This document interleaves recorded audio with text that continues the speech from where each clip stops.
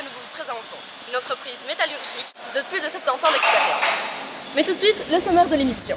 C'est au travers des différentes étapes de construction que nous vous présenterons l'entreprise et les différentes personnes qui contribuent à la bonne organisation et au travail bien fait.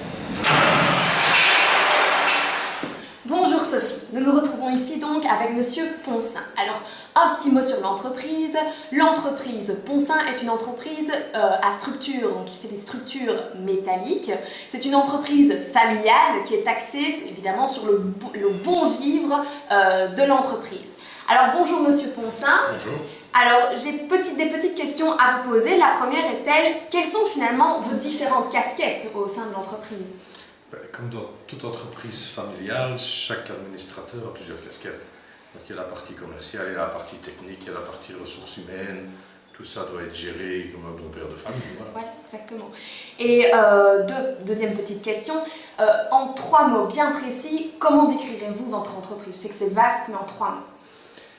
On a 3 objectifs. Le premier, c'est de fournir le client en temps évolue, la qualité et bien sûr arriver à ce que la société soit rentable. Allons voir ceci de plus près. Merci.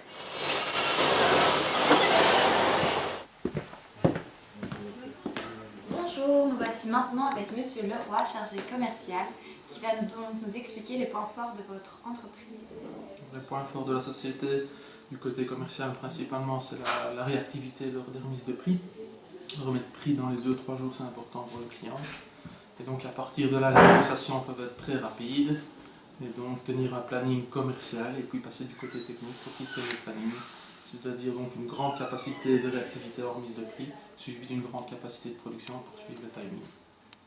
Et bien voilà, clair et concis.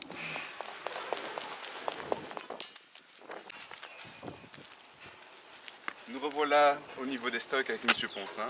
Donc Monsieur Poncin, au niveau des stocks et des commandes que vous passez, est-ce que vous utilisez un seul fournisseur ou plusieurs ? Non, on a 4 critères pour les commandes des matières. Donc le premier, c'est de voir pour qui on travaille. Donc c'est-à-dire que si je travaille pour Arcelor, je ne peux pas aller chercher mes fers à la British Steel par exemple. À côté de ça, on a les 3 derniers critères qui sont quand même les plus importants. C'est la qualité, le délai et le prix, qui sont donnés dans l'ordre dans lequel on vérifie pour être sûr. Voilà.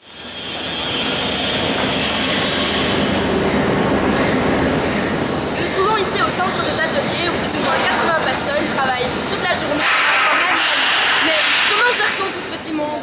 Monsieur Stré, un des contremaîtres des ateliers Poncin. Donc Monsieur Stré, comment faites-vous pour gérer plus ou moins 80 personnes dans un espace aussi grand que l'atelier ?